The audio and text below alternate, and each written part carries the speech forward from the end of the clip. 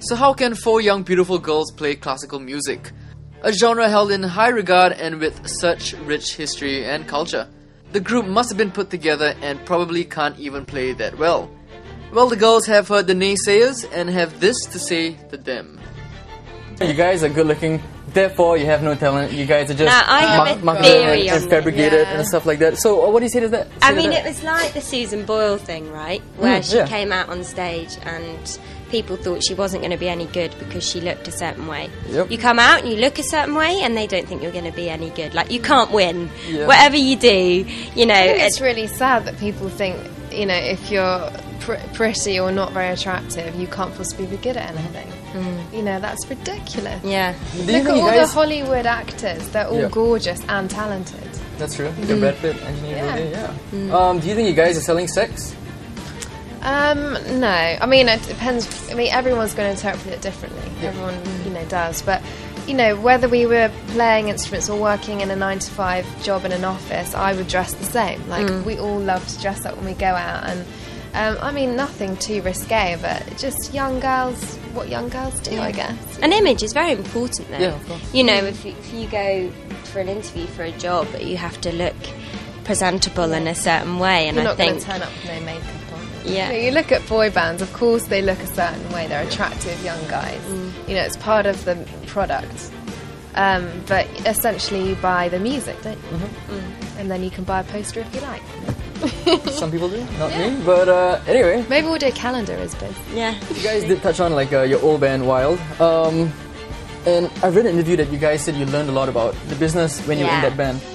What do you guys learn? That's a good example, actually, of what you were just talking about, where, you know, I think that's the main difference, and perhaps why we are defensive about that question, because in Wild we were very much a manufactured group. We auditioned for it, we were put into the group, we were Told what to do. Told what to do, told what to play, told what to wear, you know. Whereas with Escala, we were four good friends that worked hard before we did Britain's Got Talent. We chose the music, we chose the way we looked. It was all about, it was our baby. So I guess when that question is asked, if we were sat in Wild, I'd be like, yeah, okay. But with Escala, it's, you know, we've worked very hard to get to where we have, and you know, we really feel like it was our thing. The album are tracks we wanted to do, and the record label left it alone as well. We were worried that if we were going to be signed again, that they'd take over completely creatively and aesthetically and everything, which is completely wrong. They were so... Actually, we did explain to them that we had quite a difficult experience before, and they said, no, we're here to help you. We don't want to hinder you in any way.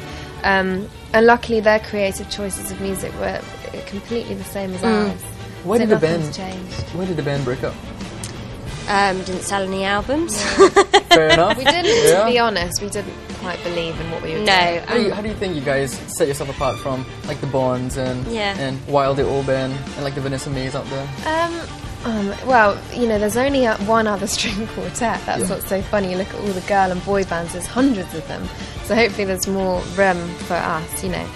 And we're probably just the more updated, more contemporary, more mainstream version. They were more classical crossover, strictly classical crossover. We're more, you know, we've done Kashmir, Led Zeppelin, Children by Robert Miles.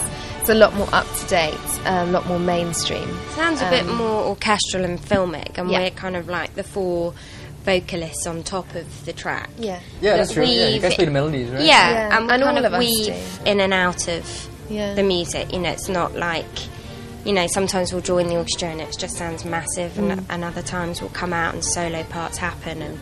But I mean, I did a gig with Bond because the second violinist hurt her knee, and I went and decked. And they're really nice girls, and they sent us an email, a message over Facebook just saying, Hayley did actually, just saying, you know, good luck.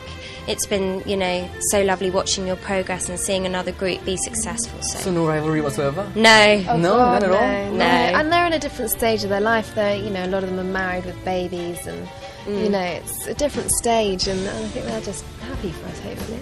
So let's get this straight. The only other modern string quartet of beautiful girls have given Escala their blessings? Oh man, and here we were hoping for a classical take on the Oasis versus Blur rivalry. Well, maybe next time.